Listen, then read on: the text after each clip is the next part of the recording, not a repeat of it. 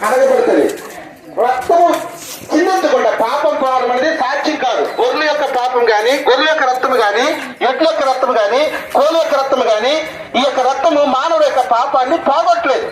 మానవుడు ఏ నీటిలో మునిగినా, ఏ నదిలో మునిగినా, కొబ్బరికాయ నీళ్ళతో స్నానం చేసినా చెమట పోతుంది, మామూలు మునిగిపోతుంది కదా, పాపం పోదు. పాపం అనేది రక్తంలో ఉంటది, పాపం అనేది మెదడులో ఉంటది. కాబట్టి ఆ రక్తాన్ని ఎందుకు దేవుడు చిందించారంటే, ఎందుకు ఆయన ఈ లోకానికి వచ్చారంటే పాపం నుండి పరిశుద్ధంగా మార్చడానికి సృష్టికర్తని దేవుడే, ఆ మహాదేవుడే, ఆ పరమదేవుడే, ఆ యొక్క ఆ ఉన్నతమైన దేవుడు, ఓంకార స్వరూపుడు, స్వయంభవుడులైన దేవుడు ఈ లోకానికి ఒక మనిషిగా ఈ ప్రజలకు పరిచయం అవ్వాలి. కాబట్టి ఆయన పుట్టాడని ఉంది. పుట్టాడంటే చాలా మందికి తీసుకునేమంటే నిన్నగా మనం వచ్చిన దేవుడు మనకు ఎప్పుడు వచ్చింది, మనకు బాగా పెట్టయితే కాదండి. నిన్నగా మనం వచ్చింది కాదు, ఈ రోజు మీ వీధిలోకి వచ్చాడు కాబట్టి ఈ రోజు మీకు పరిచయం కాబట్టి ఇప్పుడు పుట్టాడు కాదు. నాకు పుట్టికి కొన్ని సంవత్సరాలు అలాగే ఆయన ఉన్నారనమాట.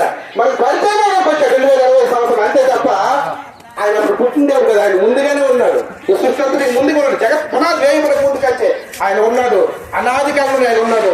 ఆయనే ఉన్న దేవుడు. ఆయన పేరు యేసుక్రీస్తు. ఆ యేసు అనగా రక్షకుడు.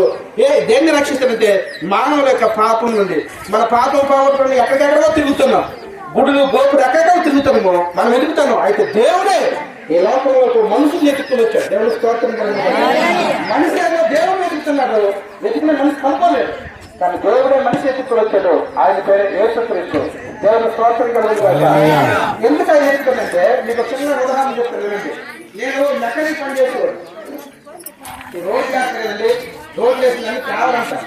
ఆ పేవర్ యొక్క చైన్ తెగిపోతే తారు వేద్దాం, తారు రోడ్ వేసింది, చైన్ తెగిపోతే ఆ బాగా చేసినప్పుడు నా